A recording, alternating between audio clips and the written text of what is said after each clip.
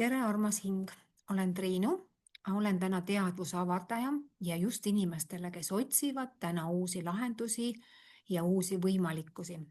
Kuidas sa ennast täna tunned? Kas sa tunned, et kõik asjad voolavad, su elu on mõnus ja mõnus liikumine või sa tunned, et kõike on nagu palju ja väsimus ja raskus on sinu sees? Kuidas sa ennast tunned? Mina olin selles tunnetes 10 aastat tagasi ja ma tegin otsuse, et ma ei soovi sellistes tunnetes olla. Ma soovin teada, kus on kergus, kus on rõõm, kus on vabadus. Täna olen ma siin, et jagada sulle oma teekonda, kus ma olin 10 aastat tagasi ja kuidas ma siia sain. Siia kohta, kus on kergus, kus on rõõm, kus on vabadus. Ja samamoodi tuleb Merike rääkima numbrite keeles, mis aitaksid sul leida üles selle edukuse koodi.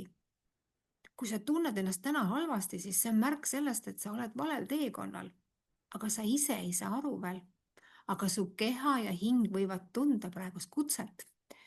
Nii et kui sind tõmbab ja sa tunned kutset, soovid muuta oma elu, näha uusi võimalikkusi, siis juba 6. detsembril teeme töötoa koos Merikesega, koos numbritega ja räägin sulle oma lugu, kust ma olin ja kus ma praegust olen ja millega ma tegelen.